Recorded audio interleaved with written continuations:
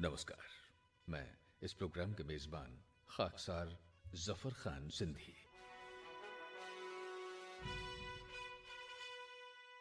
हम आपको सुनवा रहे हैं कहानीकार उपासना जी की कलम से निकली खुशबूदार कहानी कार्तिक का पहला फूल।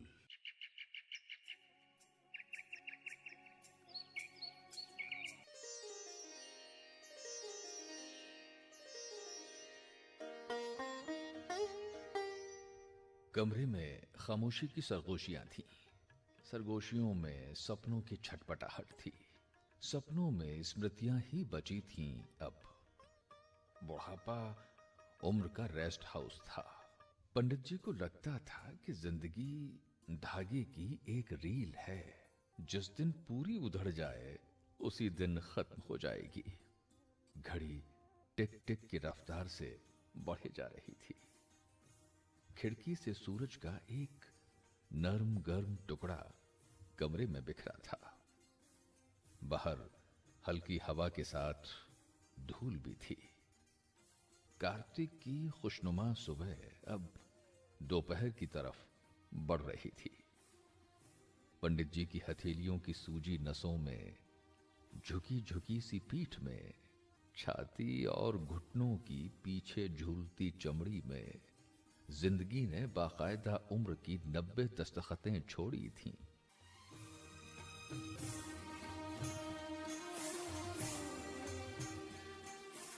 उन्होंने बालिश के नीचे से स्टील की एक नन्ही डिबिया निकाली।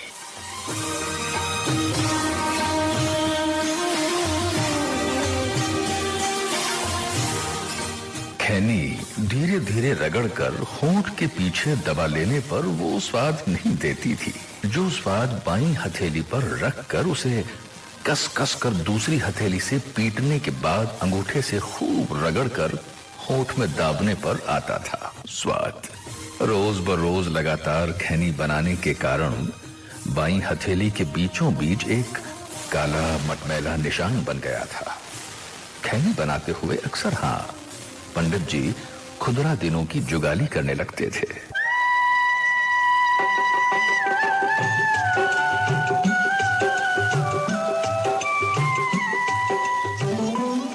जिंदगी खुदरा दिनों की रोटी कुतरती जाती थी। रोटियां इच्छाएं थीं और याद पत्थर थी, सीने पर लदी रहती थी। पंडित जी ने इन पत्थरों को तोड़ तोड़ कर इन्हें मिट्टी कर दिया था। इस मिट्टी में ढेर सारे पौधे रोपे गए। दरवाजे पर गुलाबी फूलों से लदी बोगनवेलिया की सघन बेलें फैली थीं। फिर एक पंक्ति से गुलाब और चमेली के पौधे थे। थोड़ा और आगे बढ़ने पर वृत्ताकार घेरे में गेंदे के पौधे थे। उसके पास ही हर सिंगार और अमरूद के पौधे थे। एकदम आखिर में उड़हुल का एक पौधा था। यह पौधा वो अपनी नासिक वाली बेटी के यहां से लाए थे। पौधे फकत फूल फल के ही नहीं थे। कुछ जंगली पौधों की पत्तियां और डालें इस खूबसूरती से छांटी गई थीं कि उनसे उस नन्हे से आंगन की खूबसूरती कई गुना बढ़ गई थी। यह सब कोई नई बात नहीं थी। पारसनाथ में रेलवे की ओपन लाइन में जब पंडित जी थे तब भी उनके क्वार्टर का 2 बित्ता भर बगीचा खूबसूरत फूल पौधों से सजा रहता था। एक बार तो जीएम ने उन्हें 100 रुपए का इनाम भी दिया था। पंडित जी को अपने पौधों पर बहुत गर्व था। उन पर ठहरने वाली एक प्रशंसात्मक दृष्टि पंडित जी का रोआ रोआ पुलकित कर देती थी।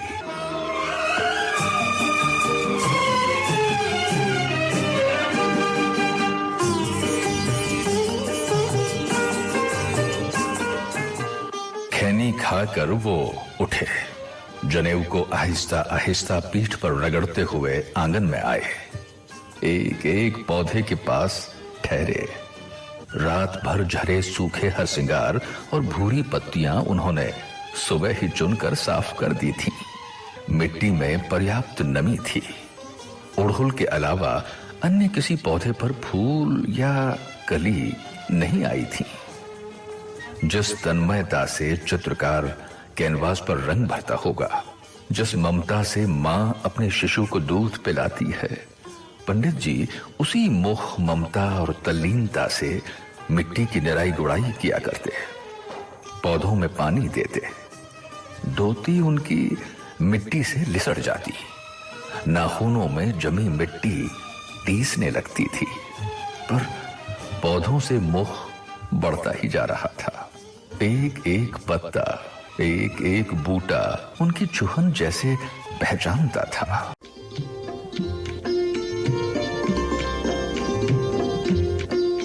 मां का सबसे कमजोर बच्चा मां की सबसे ज्यादा ममता पाता है।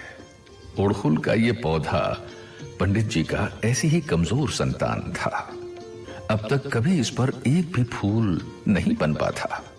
पत्ते चिकने, चमकीले, खूबसूरत थे। टहनियां भी सुडौल थीं। पंडित जी भी अक्सर पौधे की छटाई करते, समय से खाद पानी सब होते, उसकी चिकनी पत्तियों को प्रेम से सहलाते। उनकी नसों में बहता हुआ स्नेह और जीवन जैसे कतरा कतरा पौधे तक संप्रेषित होता रहता। वे उसे मिनटों तक निहारते और 2 दिन पहले ही पंडित जी ने उस पर गुनगुनाती हुई नन्ही कली देखी थी।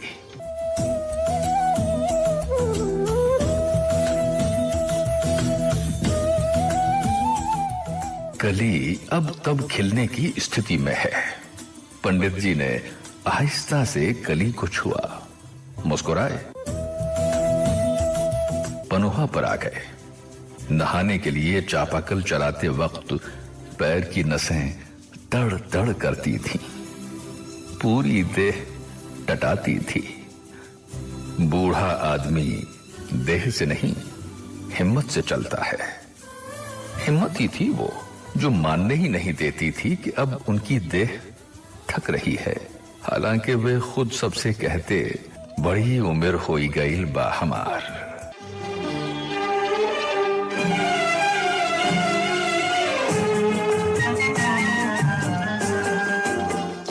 पर यही हिम्मत तब चुकने लगती जब बुखार सिर पर चढ़ने लगता या पेट परेशान करने पर उतारू हो जाता। पंडित जी अक्सर ही कहते हैं, प्राण को देह से बहुत मोह होता है। प्राण जल्दी देह नहीं छोड़ना चाहता, पर देह तो अयोग्य हो जाती है ना। इसी मोह के कारण मृत्यु के समय आदमी को कष्ट होता है।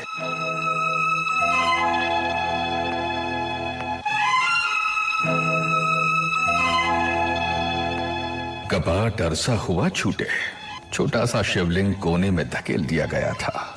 उन पर अब बेलपत्र नहीं चढ़ता। कमरे में काठ का एक काला बक्सा था। बक्से में ढेर सारी पुरानी किताबें और पत्रिकाएं थीं। 92-93 तक की कादम्बिनी के अंक थे। कभी बहुत चाव से उन्होंने ये किताबें खरीदी थीं।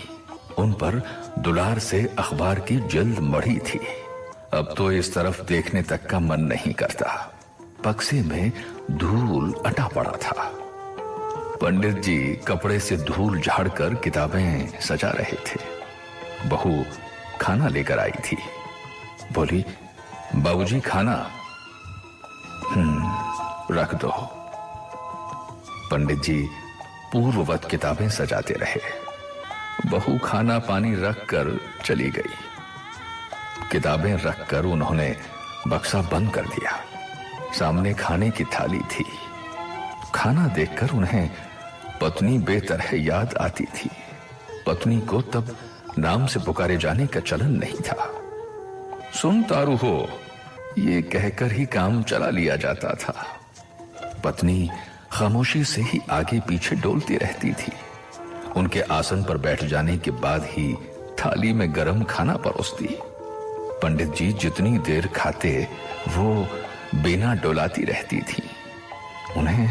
उन्हें सब्जी तीखी चाहिए होती तो तीखी ही मिलती। मीठा खाने का मन होता तो मीठा हाजिर हो जाता था। पंडित जी काम में बहे रहते। पत्नी बार बार पहले खाना खा लेने की चिरौरी करती। वो सुनी अनसुनी कर दिया करते। काफी वक्त बाद मनमौजी काम निपटा कर आते, बावजूद इसके खाना गर्म ही मिलता।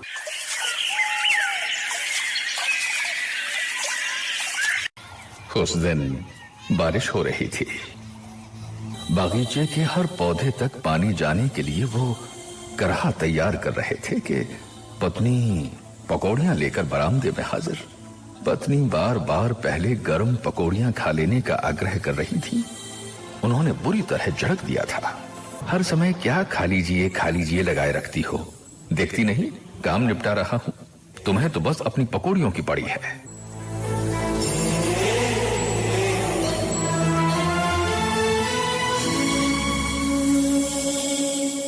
पत्नी शायद अंदर तक आहत हो गई थी।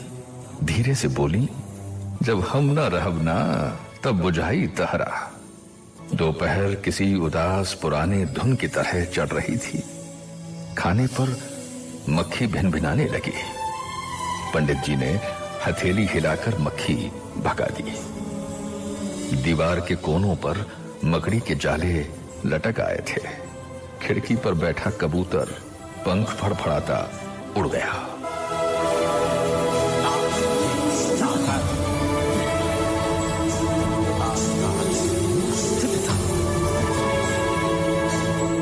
सुबह सुबह उठकर पंडित जी पौधों को सुप्रभात कहने आए तो उड़हुल पर एक नन्हा फूल खिल चुका था। उजले फूल की पंखुड़ियों के निचले सिरों पर कत्थई रंग के धब्बे थे। पूरे बागीचे में मौसम का पहला फूल शर्माया शर्माया सा मुस्कुरा रहा था।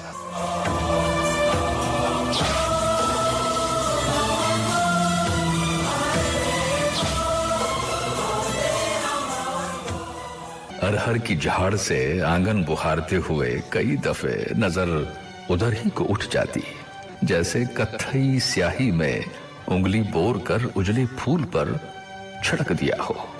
जिसकी भी थी बड़ी खूबसूरत कलाकारी थी ये। वो दिन फूल के इर्द गिर्द उससे ही सराबोर गुजरा। कार्तिक की संतरई शाम अब भागने लगी थी। हवा से दूब झूम रही थी। एक पोता पंडित जी के पास ही बैठा मोबाइल चला रहा था। बच्चों को मोबाइल चलाते देखकर पंडित जी को जैसे कुछ होने लगता था, कोई उलझन या ऐसा ही कुछ।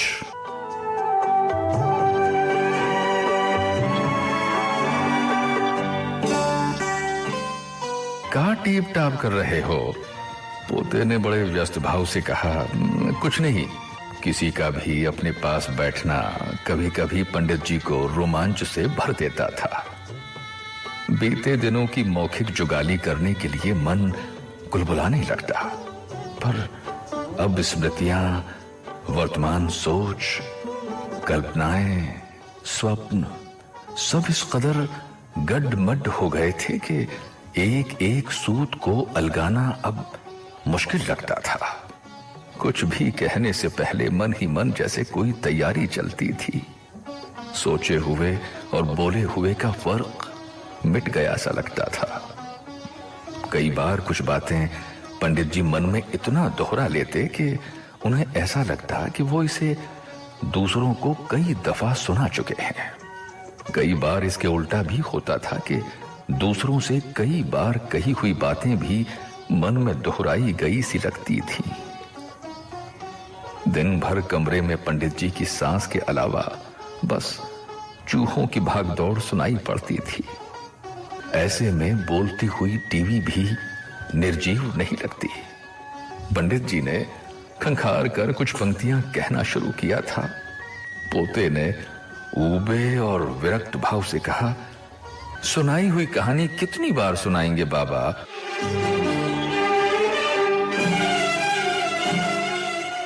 पंडित जी के पास आगे कहने के लिए कुछ नहीं बचता था।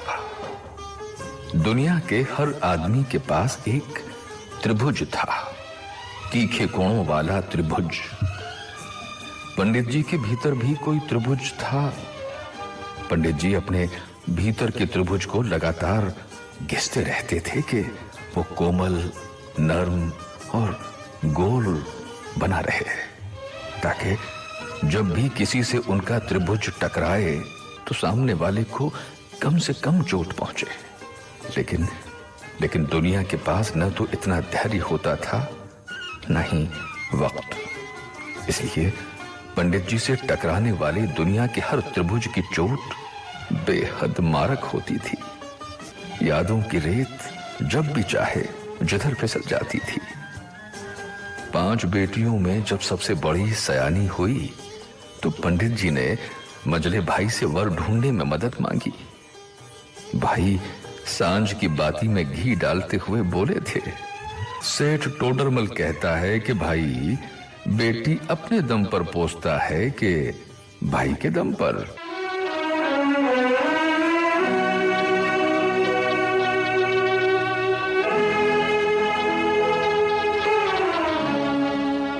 पंडित जी चुप।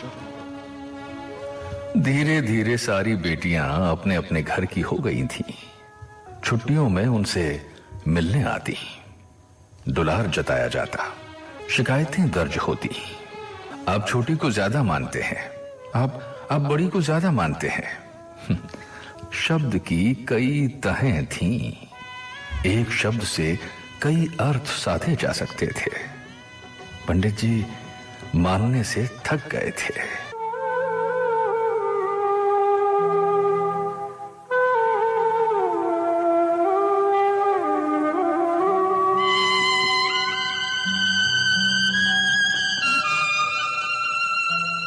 हवा में खुनक बढ़ रही थी।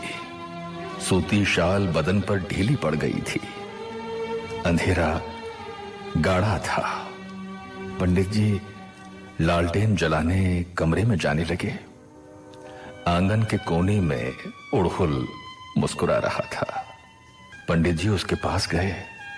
उसकी पंखुड़ियों का मोती सा उजलापन चमक रहा था। पंडित जी धीमे से फुसफुसाए, तुम्हारे पास तो कोई त्रिभुज ही नहीं है रे।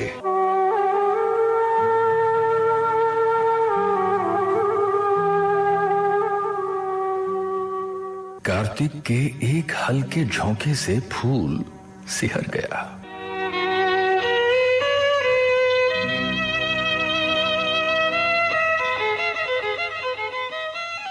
सुबह पंडित जी सबसे पहले हर श्रृंगार के पास गए। उसके फूल चुनकर पंडित जी फेंका नहीं करते थे। उन्होंने सारे फूल पेड़ की जड़ों के चारों ओर गोल घेरे में रख दिए। क्यारियों की ईंटें टेढ़ी मेढ़ी हो गई थीं। ईंटें सीधी करते हुए पंडित जी की नजर अनायास ही उड़हुल पर गई थी। उड़हुल की डाल सोनी थी। पंडित जी का दिल धक से रह गया। अरे किसने किया ये? उन्होंने बहू को आवाज लगाई। अरे ये उड़हुल का फूल किसने तोड़ा? बहू धीमे से बोली, आज एकादशी है तो पूजा के लिए मैंने ही तोड़ लिया।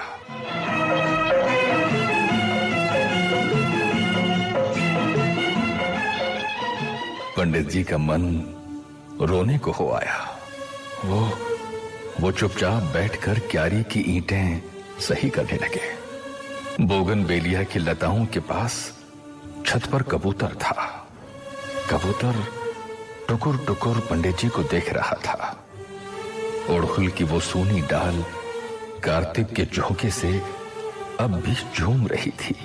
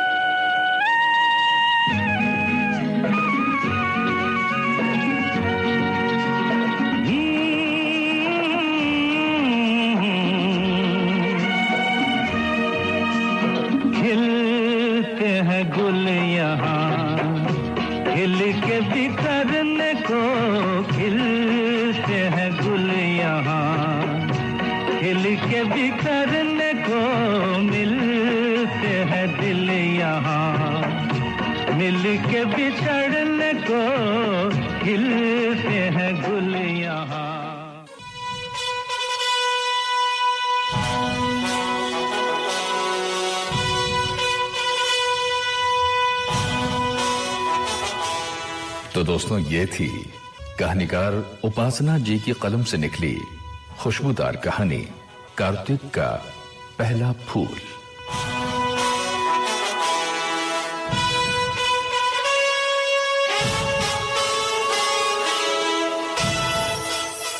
एफएम सन सिटी के लिए इस कार्यक्रम को प्रस्तुत किया श्री रवि दत्त मोहता ने।